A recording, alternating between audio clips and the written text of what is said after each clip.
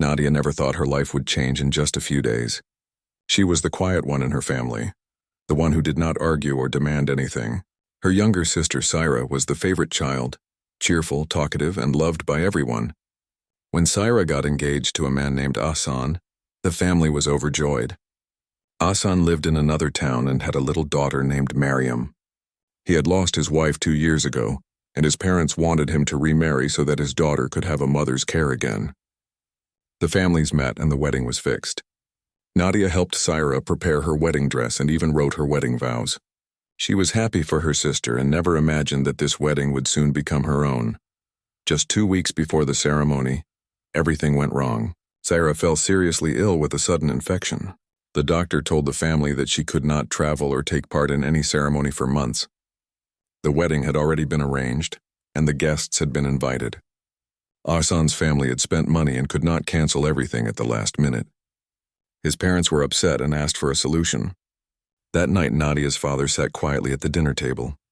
The family was in shock, but soon someone whispered an impossible idea. What if Nadia went instead? At first, Nadia thought it was a joke. But when her mother took her hand with tears in her eyes, she understood they were serious. Her parents explained that this would save the family's reputation and avoid conflict. They told her it would be temporary, that she could make the sacrifice for everyone's peace. Nadia's heart felt heavy, but she nodded. She had always been the one to keep others from falling apart.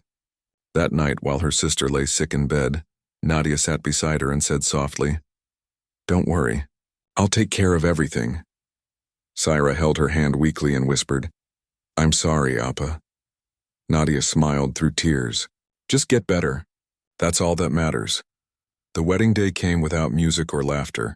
The usual noise of celebration was replaced with whispers and awkward silence. Nadia sat under a red veil, her heart pounding. The guests didn't know the truth, but some had guessed. They stared, some with pity, others with judgment. When Ahsan arrived, he looked confused and uneasy. His family had told him about the change just 2 days before the ceremony. He agreed because he respected his parents' wishes, but his heart wasn't ready. He had come to marry Syra, the girl he had spoken to and accepted. Instead, he now faced her quiet sister, who barely looked up. After the ceremony, the new couple returned to Ahsan's town. The journey was long and silent. Ahsan drove while Nadia sat in the back seat with his little daughter, Mariam, who clutched a small doll and refused to make eye contact. When they reached the house, it felt cold and unfamiliar. The walls were plain, and the rooms carried the scent of memories that didn't belong to her. Nadia unpacked her small bag and stood in the living room, unsure where to go. Ahsan finally said, "You can take the guest room for now." His tone was polite but distant. The first few days passed slowly. Nadia cooked meals, cleaned quietly, and tried to start small conversations. Ahsan responded with short answers and often stayed out late for work. Mariam followed her father everywhere, hiding behind him whenever Nadia tried to talk to her. One evening, when Nadia placed dinner on the table, Mariam whispered to her father, "She's not Mama, I want Mama back." The words cut through the air like glass. Ahsan froze and Nadia stood there, her hands trembling. She didn't say a word. After they went to sleep, she sat alone in her room and cried softly into her scarf. She wondered if she had made a mistake by agreeing to this marriage, but leaving was not an option. She remembered her mother's words, that her kindness could heal others. The next morning, she wiped her tears and decided she would try again, not for herself, but for the little girl who had lost her mother. When Mariam woke up, Nadia greeted her with a gentle smile and a warm breakfast. The girl didn't respond, but she didn't run away either. That was progress. Over the next few weeks, Nadia tried to make the house feel alive again. She planted flowers in the small courtyard, cleaned the dusty corners, and started humming soft songs while cooking. Mariam began to watch her quietly from a distance. One afternoon, the little girl dropped her doll and scraped her knee. Nadia rushed over, cleaned the wound gently, and put on a small bandage. Mariam sniffled but didn't pull away. Later that night, she came to Nadia's room holding the same doll. "Can you fix her dress?" she asked shyly. Nadia smiled and sewed the torn cloth while the girl sat beside her. It was the first time the silence between them didn't feel heavy. Ahsan noticed these small changes. He often came home to the sound of soft laughter or smelled fresh bread baking. He would find Mariam sitting in Nadia's lap as she read a story or braided her hair. He didn't say anything, but sometimes he paused by the doorway, his expression unreadable. He was still unsure about his feelings. Nadia was not the woman he expected, but he couldn't deny that the house had started to feel like home again. One evening it began to rain heavily. The wind howled outside and thunder echoed through the town. Mariam was scared and couldn't sleep. She ran into Nadia's room crying. Without hesitation, Nadia lifted her up, wrapped her in a blanket, and sang a lullaby her mother used to sing. The soft melody filled the room, and soon Mariam's sobs turned into slow breaths. She fell asleep in Nadia's arms, her tiny fingers gripping the edge of her shawl. Hassan stood outside the half-open door, watching silently. The light from the lamp fell softly on Nadia's face. She looked tired but peaceful, holding his daughter with gentle care. Something stirred inside him, something he hadn't felt in a long time. Respect, gratitude, maybe even a faint sense of warmth. When the morning came, Mariam woke up smiling and hugged Nadia tightly before running off to play. Nadia smiled too, though her eyes were tired from another sleepless night. Later, as she was hanging laundry in the courtyard, Hassan walked up quietly and said, "Thank you for taking care of her." Nadia turned, surprised by his voice. "She's a good child," she replied softly. It was a small moment, but it was the first time they spoke without distance. From that day, things began to shift, slowly but surely. The coldness in the house began to fade, replaced by small, tender gestures. Mariam started calling Nadia by her name, then by Mama, when she felt safe. The neighbors began to notice the change, too. How Hassan's house, once silent and sad, now filled with life again. Nadia still missed her old home and her sister, but deep inside she knew she was doing something good. She had stepped into a stranger's life and brought light back to it. And though she didn't know it yet, that very love and patience would one day make even Hassan believe that her arrival wasn't an accident, but a quiet act of fate. The wind in the courtyard carried the scent of blooming flowers that she had planted herself, and for the first time in many months Nadia smiled, not out of duty, but from a small spark of hope that maybe, just maybe, she was meant to be here after all. Days turned into weeks, and the house that once felt silent now carried small sounds of life. The sound of a child laughing, the smell of warm bread, and the soft hum of a woman's voice while working. Nadia had changed everything without realizing it. She still remembered the pain of being called a replacement bride, but every time Mariam ran into her arms, that pain grew smaller. Hassan noticed it more than he admitted. He would come home after work and find the table ready, the lights warm, and Mariam giggling as she helped Nadia set out plates. Sometimes he stood outside the door for a moment before walking in, listening to the laughter that used to be missing. He saw how Nadia had turned his lonely house into a home, and though he didn't say much, he felt something changing inside him. Mariam adored her now. Every morning she followed Nadia around, asking questions, helping her water the flowers and waiting for her stories. When she got a bad dream at night, she no longer cried for her late mother. She ran to Nadia instead. "Mama, I saw the storm again," she would whisper, and Nadia would hold her close and tell her that storms always pass. Hassan often saw them together and quietly thanked God for bringing peace back to his little girl's heart. One afternoon, Hassan came home earlier than usual. He stood near the doorway and saw Nadia sitting on the floor, helping Mariam draw shapes on paper.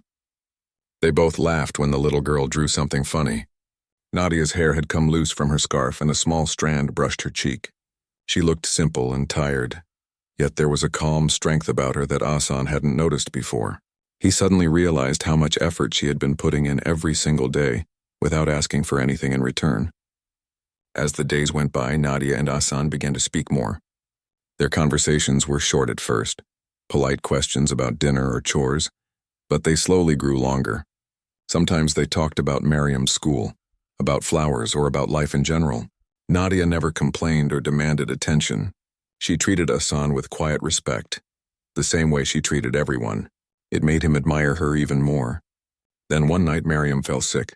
It started with a small cough, but by morning she had a high fever. Hassan panicked. He rushed to call the doctor, pacing back and forth while Nadia stayed by Mariam's bedside, holding her hand and pressing a wet cloth to her forehead. "It's okay," Nadia whispered. I'm here." She didn't sleep all night, checking the temperature again and again, whispering small prayers for the child to recover. Hassan sat nearby, helpless. He watched Nadia's calmness, her patience, and the love in her eyes as she cared for his daughter, as if Mariam were her own. He realized she had not just filled the space of a wife, she had filled their empty lives with warmth. When morning came, the fever finally broke. Mariam opened her tired eyes, looked at Nadia, and smiled weakly. "Mama," she whispered, her voice faint but sure. "God sent you after all." Nadia froze, her eyes filling with tears. She kissed Mariam's forehead, whispering softly, "Rest now, my little one." Hassan heard every word and felt something deep inside him shift completely. He could no longer see Nadia as just the woman who took her sister's place. She was part of their family, the one who had brought healing and faith back into their lives. Later that day, when Mariam was asleep, Hassan walked into the kitchen. Nadia was washing the dishes quietly. He stood there for a long moment before saying, "Thank you." She turned, surprised. "For what?" she asked. His voice was soft, almost shy. "For her, for everything you've done, and for staying, even when you didn't have to." Nadia lowered her eyes. "I only did what was right," she said quietly. "She needed someone, and so did you." Hassan nodded slowly. "Maybe my daughter is right," he said after a pause. "Maybe God really did send you." That night something changed between them. The silence they once shared no longer felt cold, and it was gentle, peaceful. Hassan began to open up more, telling her small stories from his past, about his work and about the dreams he once had. Nadia listened with patience and warmth. Mariam would often sit between them, drawing or laughing, and the house that once felt broken now felt complete. As months passed, their bond grew stronger. Hassan began helping her with small things, bringing groceries, fixing the garden fence, or surprising her with flowers from the market. He still didn't say much, but his actions spoke clearly. Nadia, too, found herself smiling more. She no longer felt like an outsider. The neighbors who once whispered about her being a replacement bride now spoke kindly of her. They admired her grace, her humility, and the way she cared for Hassan's daughter. One evening during sunset, Hassan and Nadia stood together outside the house, watching Mariam chase butterflies near the flowers. The light turned golden and the air smelled of jasmine. After a long silence, Hassan said quietly, "When my first wife passed away, I thought no one could ever fill that space again. I didn't even want this marriage. But now I see that maybe life knows better than we do." Nadia looked at him, unsure what to say. "I never tried to replace anyone," she said softly. "I just wanted her to smile again." Hassan smiled faintly. "And you did," he replied. "You brought her back to life. And me too." Tears filled Nadia's eyes, but she turned away, pretending to look at the flowers. Her heart felt full. Not from romantic words, but from the quiet truth that she had finally found belonging. Time continued its steady path. Mariam grew happier each day, running through the garden, helping Nadia in the kitchen, and drawing pictures of their small family. On one of those drawings, she wrote 3 names in her small handwriting: Mama, Baba, and me. She showed it proudly to Hassan and said, "Now our family is perfect." He looked at the drawing and smiled, placing his hand gently on Nadia's shoulder. Years later, people would say that Nadia's story was like a miracle, how a woman sent in her sister's place became the heart of a home. But for Nadia, it was never about miracles. It was about faith, patience, and kindness that asked for nothing in return. She often remembered the words Mariam had spoken when she was sick. "God sent you after all." Those words stayed with her, reminding her that sometimes what feels like an accident is really destiny's quiet plan. In the evenings, when the sun dipped low and the air grew soft, Nadia would sit with Mariam on the porch, telling her stories while Hassan listened from the doorway. They would laugh, sometimes fall silent, and simply enjoy the peace they had built together. The house that once echoed with emptiness was now alive with love. Not loud, not rushed, but steady and real. And in her heart, Nadia finally believed that she had not been sent by mistake. She had been chosen to heal, to nurture, and to remind a broken family that love doesn't always begin with choice. Sometimes it begins with sacrifice and grows into something beautiful that even time cannot fade.